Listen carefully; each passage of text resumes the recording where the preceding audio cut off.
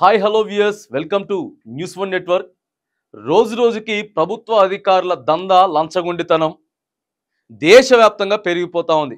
ఇక ఎవరిష్టం వచ్చినట్టు వాళ్ళు కింద ఇక అటెండర్ ప్యూన్ దగ్గర నుంచి వెళ్ళి పెద్ద అధికారుల వరకు కూడా లంచం ఇవ్వందే పని జరగట్లే.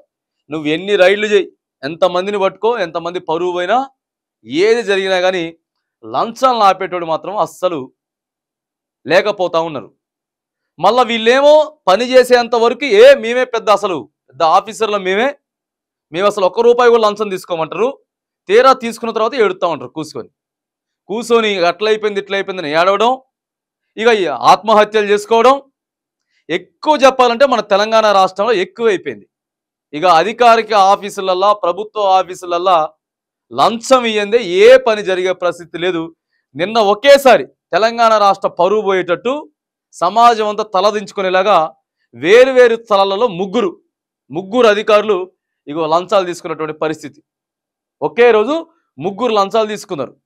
ఒకసారి వార్త చూసుకున్నట్టయితే, హోటల్లో లంచం తీసుకుంటూ ఏసీబీకి చిక్కిన హుజూరాబాద్ ఆర్టీసీ మేనేజర్ కూడా లంచం తీసుకోబట్టే. ఇన్ని రోజులు మనం ప్రభుత్వ కార్యాలయాలు, ఎంఆర్ఓ ఆఫీసులు, తర్వాత ఆర్డీఓ ఆఫీసులు, కలెక్టరేట్లలో కొద్ది జరుగుతుందని చెప్పుకోవచ్చు. కానీ మరి వానికేమో ఆర్టీసీ మేనేజర్ కూడా తీసుకున్నాడు. ఇక లంచం తీసుకొని అవినీతికి పాల్పడుతున్న పలువురు అధికారుల్ని తెలంగాణ అవినీతి నిరోధక శాఖ చట్టం ఏసీబీ అధికారులు రెడీ హ్యాండెడ్గా పట్టుకున్నారు. తాజాగా పలువురు అధికారులు లంచం తీసుకుంటూ ఏసీబీ వాళ్ళకు అడ్డంగా దొరికిపోయారు. హన్మకొండ జిల్లా ఎల్కతుర్తి మండల కేంద్రంలో హోటల్లో లంచం తీసుకుంటూ Huzurabad RTC depot manager Srikanth ఇక ఏసీబీకి చెక్కిండట. హుజూరాబాద్ డిపోలో పనిచేస్తున్న ఎల్కతుర్తి మండలం దండేపల్లి గ్రామానికి చెందిన తాటికొండ రవీందర్ అనే ఆర్టీసీ డ్రైవర్ విధులు సక్రమంగా నిర్వహించడం లేదని ఛార్జీ మెమో అందించారు. అయితే శాఖాపరమైన కేసు కొట్టివేయడం కోసం డిపో మేనేజర్ శ్రీకాంత్ లంచం డిమాండ్ చేశారు. బాధితుడు గతంలోనే 10,000 రూపాయలు అందించగా మంగళవారం మరో 20,000 రూపాయలు లంచం ఇస్తున్న క్రమంలో ఏసీబీ ఆయన్ను అరెస్ట్ చేసిందంట. వాడు డ్రైవర్ డ్యూటీకి రాడు. వీడేం చేస్తాడంటే మేనేజరు డ్యూటీకి వచ్చినట్టు మొత్తం ప్రజెంటేషన్ వేస్తాడు అనమాట. ప్రజెంట్ వేసి పంపిస్తే వాని అకౌంట్లో జీతం పడుతుంది. వీనికి తీసుకొచ్చి కొద్దిగిస్తాడు. ఇది కథ. ఎన్నో ప్రభుత్వ కార్యాలయాలు ఇదే. మొన్న కూడా మనం చూసినాం, ఇక్కడే హైదరాబాద్ మున్సిపల్లా 3 నెలలు 4 మంది మహిళలు డ్యూటీకి రాడు. వాడే తంబేతడు, వాళ్ళ అకౌంట్లో జీతం పడుతుంది, సగం జీతం తీసుకొచ్చి నీకు పంపిస్తాడు. ఇట్లా ఎన్నో వేల కోట్ల రూపాయలు లంచధనంగా ప్రభుత్వ ధనాన్ని దుర్వినియోగం చేస్తూ ఉన్నారు. ఈడ కూడా ఆర్టీసీ డ్రైవర్ సరిగా డ్యూటీకి రాడు. ఇబ్బందులు పెడితే ఫస్ట్ 10,000 ఇచ్చిండట, తర్వాత 20,000 ఇస్తా ఉంటే ఇక నిన్న ఆయన్ని ఏసీబీ అరెస్ట్ చేసింది. ఇక అదే విధంగా 18,000 లంచం తీసుకుంటూ నల్గొండ డ్రగ్స్ ఇన్స్పెక్టర్ సోమశేఖర్ ఏసీబీకి చిక్కారు. ఓ ప్రైవేట్ ఆసుపత్రిలో ఫార్మసీకి అనుమతి ఇచ్చేందుకు సోమశేఖర్ లంచం డిమాండ్ చేయగా బాధితుడు ఏసీబీని ఆశ్రయించడం, అధికారులు పక్కా ప్రణాళికతో ఆయన అదుపులోకి తీసుకున్నారు. ఆసిఫాబాద్ ఎస్ఐ రాజ్యలక్ష్మి 25,000 లంచం తీసుకుంటూ పట్టుబడ్డారు. స్టేషన్ బెయిల్ ఇచ్చేందుకు ఓ వ్యక్తి నుంచే ఇక ఆమె 40,000 డిమాండ్ చేసినట్లు కూడా తెలుస్తా ఉందట. ఒకసారి చూడండి, మెడికల్ షాప్ వాడు పెట్టుకోవాలంటే ఆ డ్రగ్ ఇన్స్పెక్టర్ పర్మిషన్ ఇవ్వాలి. డ్రగ్ ఇన్స్పెక్టర్ పర్మిషన్ ఇస్తే అధికారులు కూడా మంచిగానే పనిచేస్తే వాడు మంచి మెడిసిన్స్ వాడతాడు. వీళ్ళకే 40,000 రూపాయలు 50,000 రూపాయలు లంచం ఇచ్చి సంతకం పెడితే వాడు ఏడ మెడిసిన్లు వాడతాడు. ఇక వాడు ఏడబడితే ఆడ నాసిరకం మెడిసిన్లు పట్టుకొస్తాడు, ఇష్టం వచ్చినట్టు ప్రజలకు అమ్ముతాడు, ప్రజల ఆరోగ్యం దెబ్బతింటుంది, చచ్చిపోయేటటువంటి పరిస్థితి వస్తూ ఉంటుంది.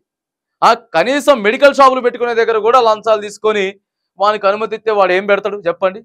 ఇక్కడ క్లియర్గా ఎస్ఐ ఆసిఫాబాద్లో ఎస్ఐ రాజ్యలక్ష్మి ఇక డ్రగ్ ఇన్స్పెక్టర్ ఎస్ఐ 25,000 లంచం తీసుకుంటూ పట్టుబడ్డది.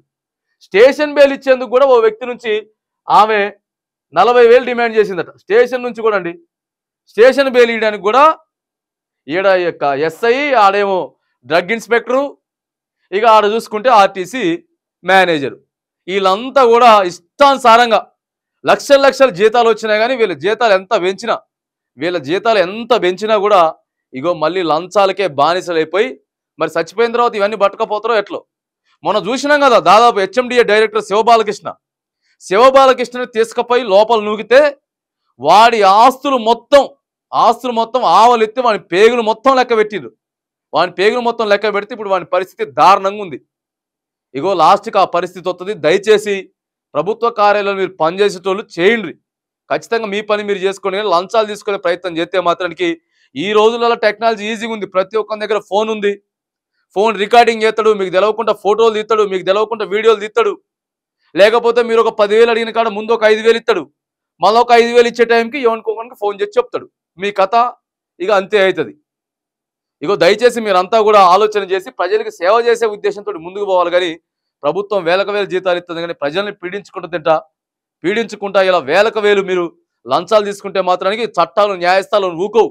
ఒక్కసారి మీరు దొరికిర్రంటే ఖచ్చితంగా జైలు చెప్ప కూడు తినాల్సిందే. కాబట్టి ఒళ్ళు దగ్గర పెట్టుకొని ప్రభుత్వ అధికారులంతా కూడా అందరిని అంటలేం కానీ ఇగో కొంతమంది కావాలని చెప్పి లంచాలకి కక్కుర్తిపడి ఆశపడి ఇగో పనులు చేసే వాళ్ళందరూ కూడా మేము ఈ వేదికగా మిమ్మల్ని అందరినీ కూడా ఇగో హెచ్చరిస్తా ఉన్నాం.